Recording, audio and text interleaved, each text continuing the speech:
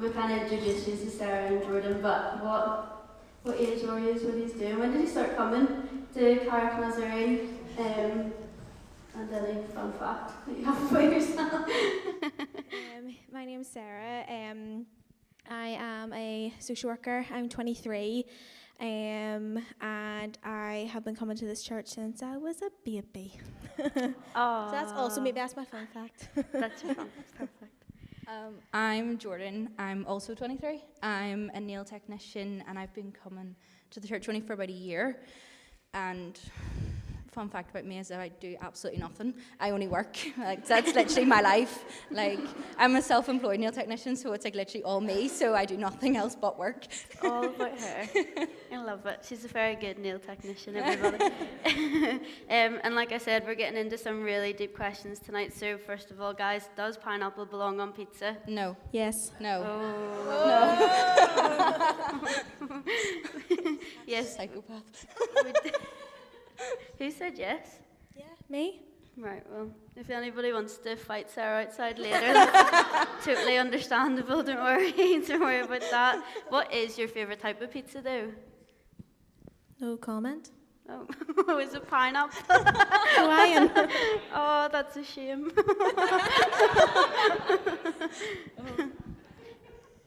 I'm really boring. It's just pepperoni. I'm really boring. No, pepperoni. Does everyone like pepperoni pizza? Is that accepted a bit more than pineapple? No. Oh, nothing. Neither's accepted here. A classic one. If you could take one thing to a desert island, what would you bring? That's something for all of us to think about, I think. Jordyn, what would you bring? A TV and my Disney Plus subscription. Disney Plus subscription. Doing me right, like. Yeah. Yeah, I'm on the same track, so I can't build anything or get us off the island, so I'm just going to bring a book and just read it out. Oh, I like it. And, well, you're going to bring your TV, so see if you had, I love this question, if you had your own TV show, right, or like a reality show like the Kardashians or something cool like that, what would it be called? Isn't that such a fun question? Right, just the way you said it there, I say right all the time. So as soon as I start a sentence, I'm like, right, okay, so this. So I'm always saying to my clients, my friends, right, so don't tell anyone, but, and then go and tell the next client that comes in anyways. So it'll probably be like, right, so don't tell anyone, but then I go and tell everyone anyways, so it makes no odds. Perfect. I just did one of those like name generators things, and if you know me, mine is, I think, a wee bit funny to me. Mine would just be called Mundane Flamingo. Mundane. That's what came up, and I think that makes a lot of sense.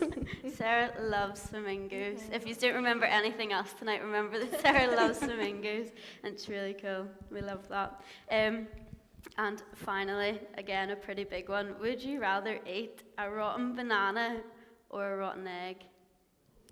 Rotten banana. Yeah. No, see, I'd eat a rotten egg because I wouldn't even eat a normal banana because I don't like them, so I'd eat a rotten egg. Will we find out? Will we bring out both rotten No. You're all right. No, I love it. Well, I think we've definitely gotten to know you a little bit. And that was our big deep question. So yeah, no, we kind of talked about it at the beginning a wee bit, Jordyn, but you started coming last year. But how did you start coming? Like, what did you think whenever you first came along? Who did you come along with? Yes, so long story short, you're the reason I'm here.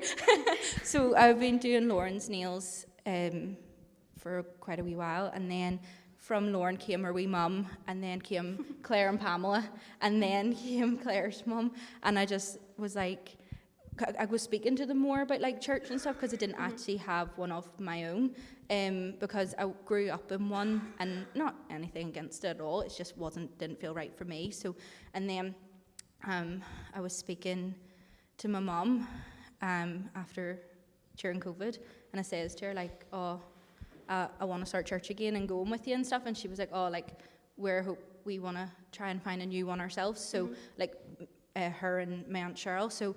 I said to her, why don't we try out the Nazarene, because obviously I have a few clients that go there and they seem really cool, so I was like, let's try it out. And then it was just me, Mum and Cheryl, and we sat right at the back where the tea and coffee is. We sat right at the back, and the amount of people, like, I wish I could remember every single person that came up to us, but I can't, so I feel really bad. But the amount of people that came up to us and just shook our hands and like said, "Hi, you are new here, like, welcome." And we were like, "Hi," like really early on a Sunday morning, everyone was coming up and greeting us and all. So it was lovely because we didn't know these people, like we'd never met these people before, so it was just really nice. And as soon as it finished, Isabel was actually speaking and all, and then after it finished again, everyone was coming up to us and stuff and saying like, "Hope to see you again." And all three of us were like, "Yeah, that's the one for us. We're happy to stay." So That's yeah, cool. so we came back and it was like couple of weeks actually before we actually heard Jordyn speak. Yeah. So the week that he was speaking, we were like, "This could make or break it completely," but but like it made it. Don't worry, Jordyn, it made it. It's all right. We're still here. That's brilliant. Yeah. No, that's brilliant. A couple of things there. Jordyn's mum is at the back serving tea and coffee, so if we all want to make sure to say hello to her and tell her that She's doing her tea wrong. No, not that. And also, I think you give me and my mum way too much credit with that. I think, Jordyn, God wants you to be here and you show up for him every week, and that's really cool. And that's not, I'm not making you come, and no one else here is making you come. I'm really glad that everyone was so welcoming, but you show up, and that's literally it. Like, that's such a big thing, and it's God so in that. And yeah, we're really thankful that you're here. But yeah, that's cool. Thank you. And Sarah, you've been here. You've done these we interview things a few times with us. Thank you. So we know that you've been here. If anyone doesn't know, Sarah has been here, as she says, since she was a little baby. But so if your mum and dad were bringing you along to church and everything, when did you take on your faith as your own? Like, when did you take that and decide to make that decision to follow Jesus yourself without being told to? So yeah, as Lauren said, I became a Christian when I was about 4 years old, after, mum and dad telling me about Jesus and going to Sunday school and things like that. I think as a wee 4-year-old, I was like, that makes enough sense. Jesus sounds cool enough. I want to be saved. And that's great. But I suppose something that maybe quite a lot of young people who grow up in the churches is at one point or another, yes, you make that decision when you're little and that's great, but there does come a point probably whenever you, as you become an adult and things, you have to make that, I suppose, take that understanding on as your own rather than, I suppose, what you're hearing. So I was around, I think, 17, 18, and was very involved in the church and was a Christian and still called myself a Christian, but I think I went through that stage of, like most teenagers, going, right, A-levels, I need to make decisions about that, I need to make decisions about what I want to do in life, I'm making decisions about, friendships and just general, life stuff, and at that point, I think naturally I had to think about I was thinking more about God, and I think that's, that was good because obviously God was an important part of my life, enough of an important part of my life that I actually needed it. I thought, right, I need to actually make some decisions around this, but I had that stage of I had so many questions about God and about the Bible, and at the time was a wee bit scared because I had my community and I had this God that I'd known, but I was coming to an age where I was like, I need to know more though, I need to understand more, and I went through a period of, I suppose, my faith kind of going down a wee bit, to be quite honest, and was like, right, I started reading a lot about things. I was reading a lot about other religions. I was reading about the world around me and, making sense of how God and science and all this works, and it wasn't, I still believed in God, and I think that's why I wanted to, because I wanted to know more.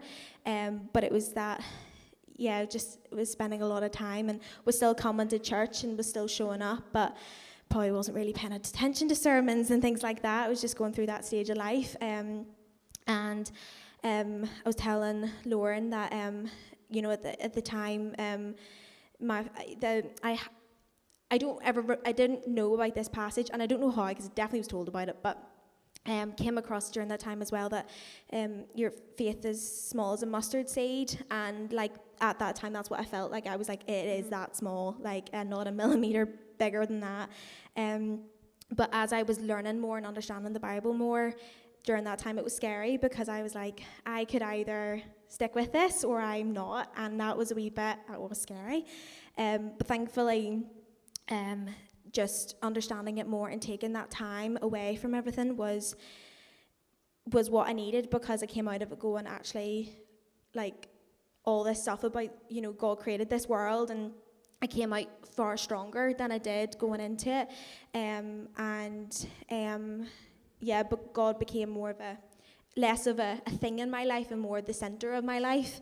And it was that shift of, it wasn't, I wasn't praying, I was starting to talk to God, and I wasn't singing in church anymore, I was worshiping. It was all those things it was that turning point for me. So I think it was around that age that was a turning point for me. My faith became my own. It wasn't just what I was hearing anymore, it was what I believed more, and I just came through that. But I think it's a wee bit silly to think about, but I know so many young people who go through that, and sometimes you see your friends come back to youth and sometimes you don't. And I suppose I'm just grateful that God, my faith was tiny, but it was there, and I just understood God better, and I'm still learning more about him. But it was around that time it became my own. Yeah, that's so cool.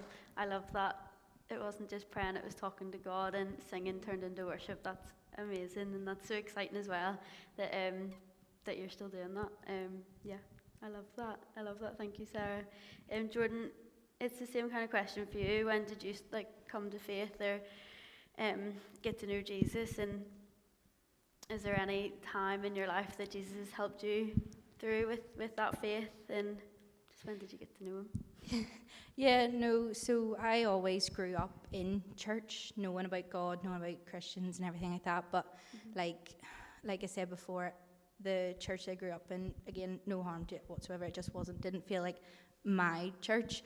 I was only going, not to call my mum out or anything, because she said you have to go, basically, you've got no choice. So I had to go, and I done it for my two nannies as well, because they went. So I was like, right, well, if Jean and Marion are going happy days, and I'm going because I can see them against whatever mum was telling me to do.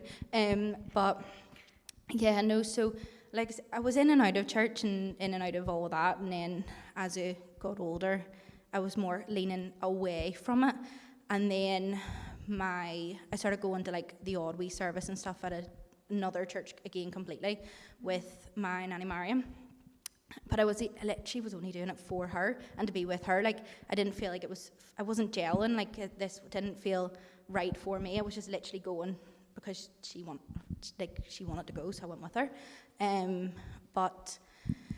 So as well, it was probably 2020 COVID. I don't know if anyone can sort of relate to this, like being locked in the house was obviously hard. And I actually suffer from mental health issues, so I do. I suffer from anxiety and depression, so in COVID it was at its worst, because like I said, I'm a self-employed nail technician, I couldn't work or anything, so there was a time where, again, like I said, I always knew about it but never done anything about it. I got in the car one night and I had really no intentions of coming home. That was like, sorry, my grand. I'm so sorry. Do you want my pink lemonade? No, it's alright. Would that make you better? What's this? Pink lemonade. Oh, lovely, happy days. Thank you. So like I said, I had really no intentions of coming home. So I was parked up really late at night during COVID. Mum, dad in bed, sister was in bed. I was just on my phone, and it sounds really stupid, but like, you ever watch like the sea, like pull the tide out and you can see the sand underneath?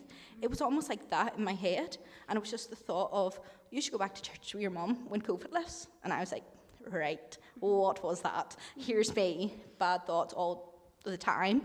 That was just a nice thought, and it was like, just felt like so much weight had been lifted off it just for that one thought. So I literally turned the car on, listened to some music going home, and got to bed and literally got into the house, went to bed. Nobody was none the wiser that I even left the house that night. But the next day, I know for definite, was a Saturday, because my mum worked over COVID, and we were going out walks every Saturday, and we went for a walk, and we were walking past, funny enough, Doreen's house, who's also at the back, so you get your teas and coffees off her too. Not just, don't torture my mum too much. And we were walking past Doreen's, and Mum was like, oh, I need to text Doreen, because I know Doreen all my life as well. Mum was like, oh, I need to text Doreen, see how she's doing.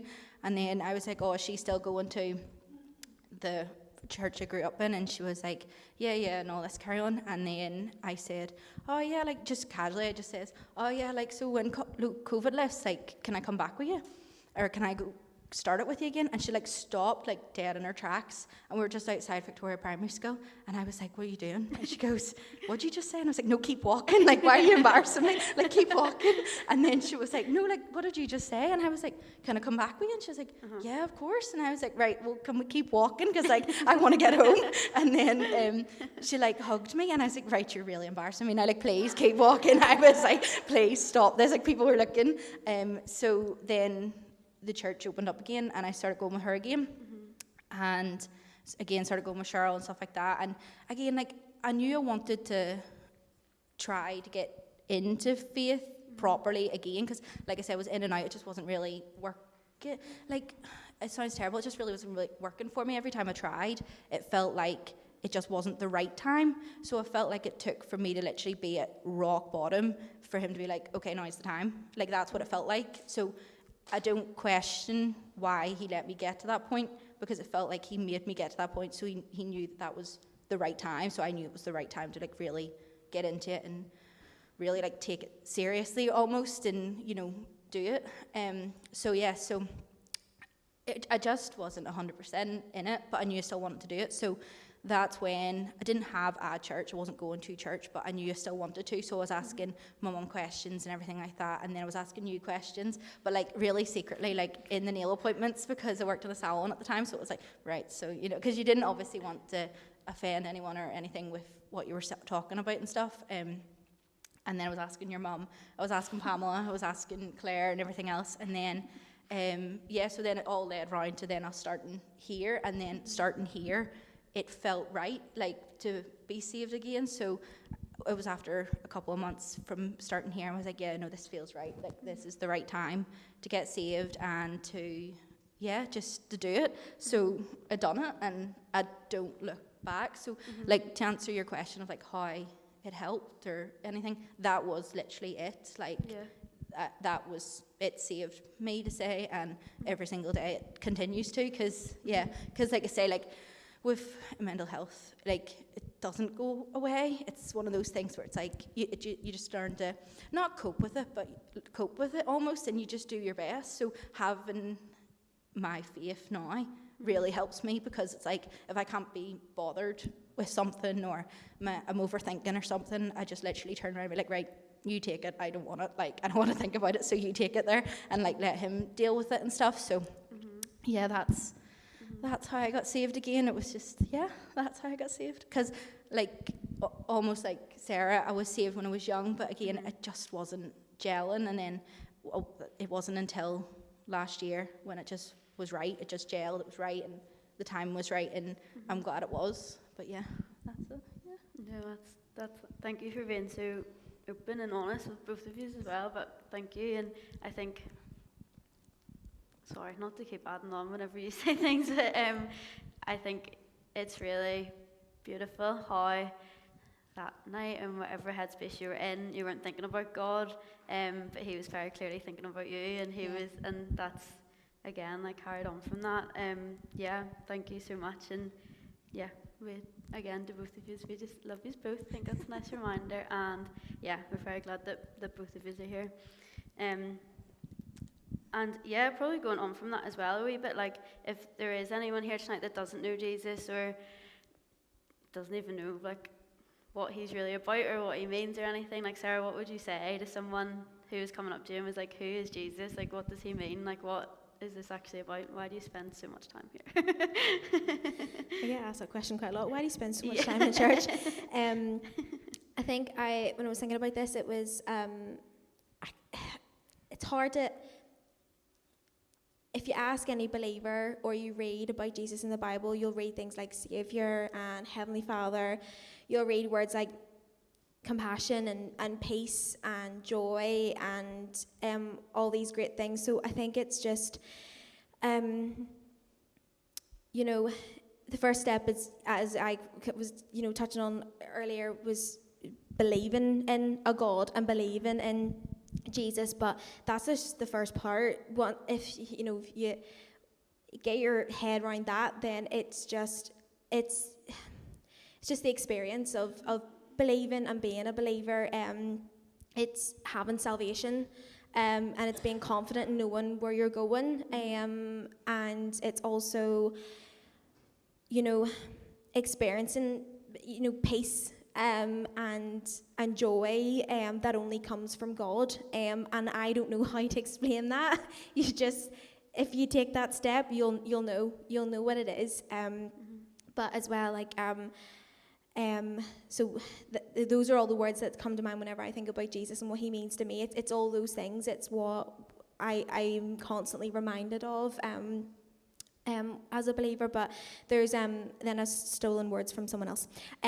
There's a song called "He's Always Been Faithful" by Sarah Groves. If anyone doesn't know, I'm in the worship team and stuff like that, so everything connects back to songs and worship and things like that. And these words are always like, they kind of sum it up for me, and it's it sounds a lot better in the song, but I'll just read them.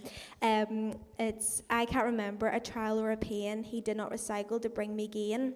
I can't remember one single regret in serving God only and trusting his hand. All I have need of, his hand will provide. He's always been faithful to me. So it's just that I can't remember one single regret in serving God only and trusting his hand. It's just those words, like, it's just what I think that sums it up for me. You just, I don't regret it, and I know all believers, they don't regret following Jesus, and seeing what that is for them. And seeing what he's like asking you to step into and everything. That's amazing. And so that's who Jesus is to you, and how does he work through? This is a question for both of you actually. You're both in very different jobs, but how then does Jesus work through you in your jobs? How does he work through you as a social worker, Sarah? And yeah, that might be a bit tough to like talk about Jesus to bring that up. But so I qualified last year in my social work degree, and I've now been working for a year as a social worker, and it's not, I don't think it's a job you hear about every day. So as a Christian, I suppose in social work you have to have values of empathy and patience and kindness, and I think as a Christian I have a God who is all those things. So I have a God who I serve who is those things, and it just naturally kind of flows into the job, I suppose. As well as, you know, when I mentioned it to you earlier, that I've been working for a year, so I don't fully know what that's like, and it's been a year working in the big bad world, so I'm still figuring all that out as a young Christian. I'm looking forward to what it's going to be going forward, but I suppose those are just those values, as I said, like God, the values I need for my job every day. I serve a God who is those things.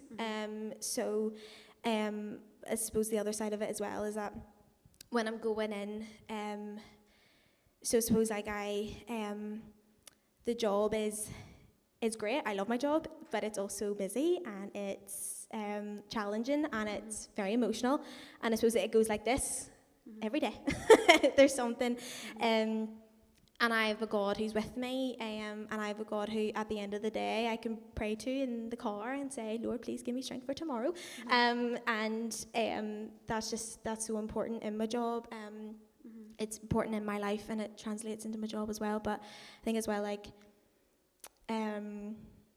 working where I work as well, like even with like colleagues and things like that, they'll ask, you know, what did you do at the weekend? And I'm saying, I took my youth to Lake Kilray and watched them fling themselves off of an obstacle course into the lake, and I was on an inflatable obstacle course, and now I'm in pain everywhere because I was I was racing one of the young people. It was really sore, wasn't it? Yeah.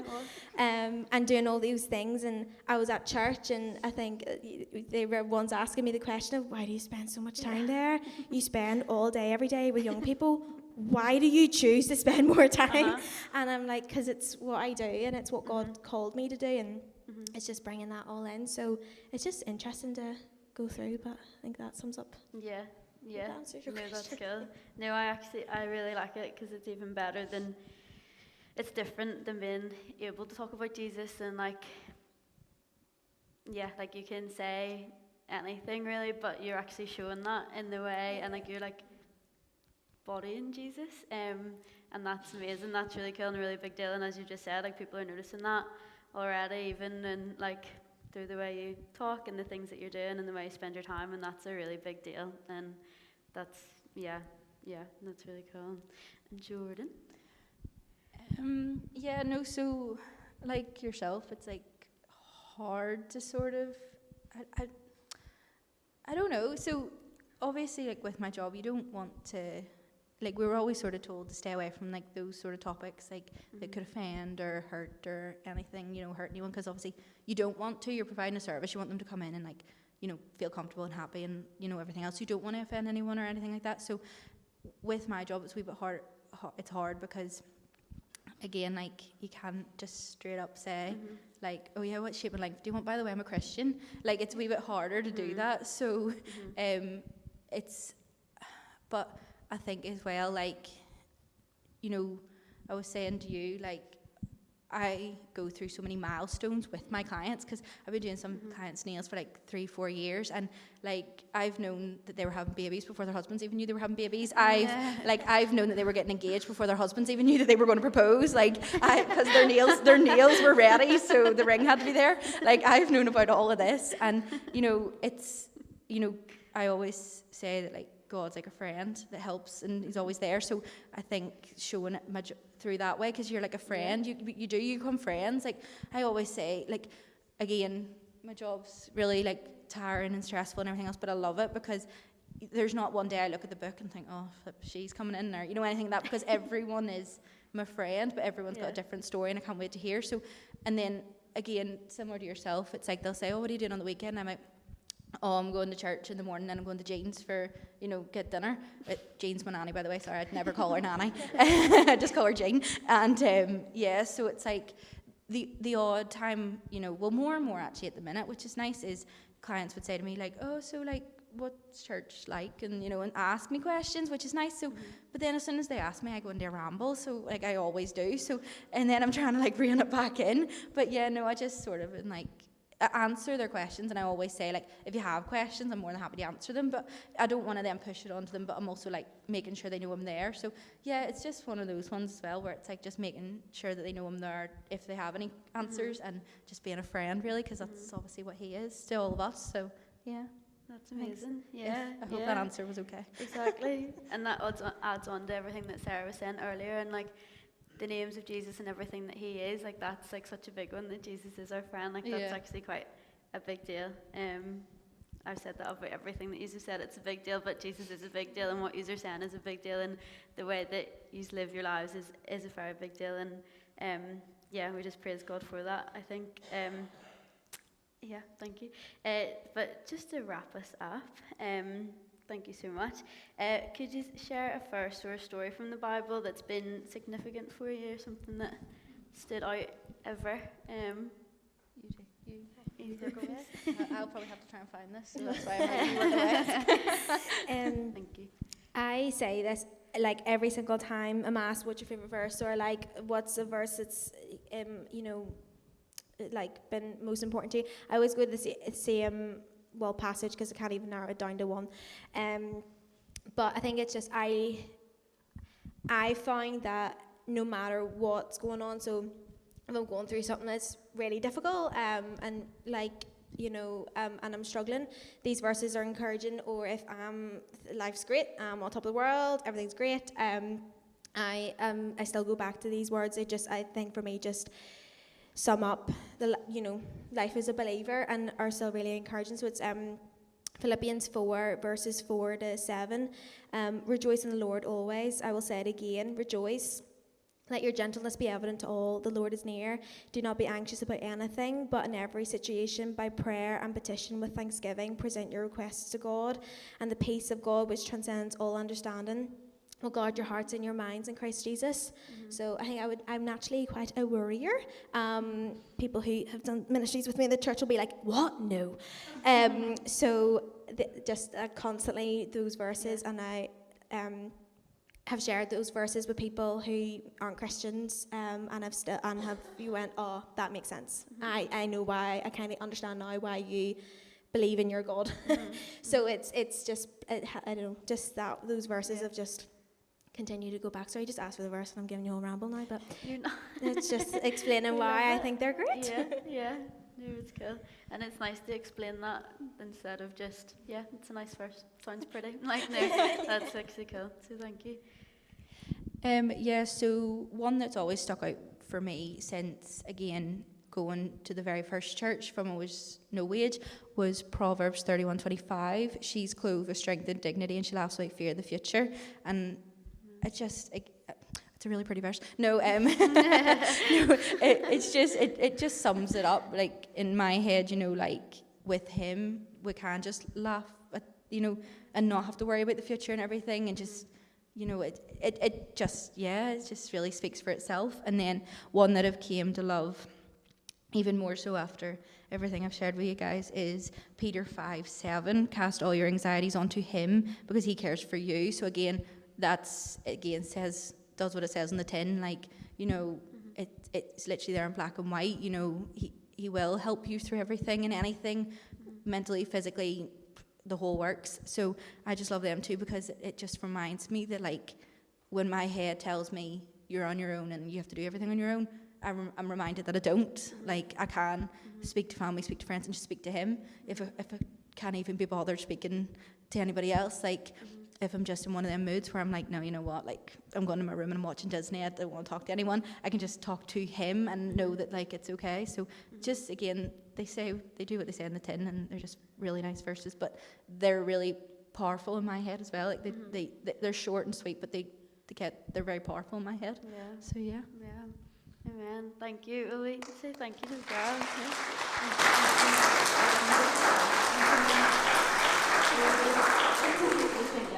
Can we just pray for you before you run away?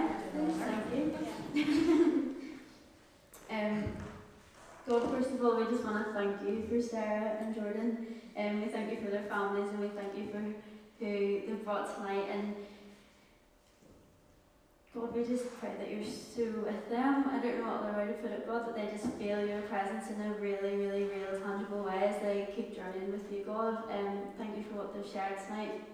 And I pray that those verses are so true that we can just cast all our anxieties on you. And I pray that for Sarah and Jordyn tonight. I pray it for both of them, Lord. And I pray that you cover both of them in strength and dignity as you already have, God. But I just pray that strengthens and becomes more and more as they keep journeying, God. Thank you so much for them. Thank you.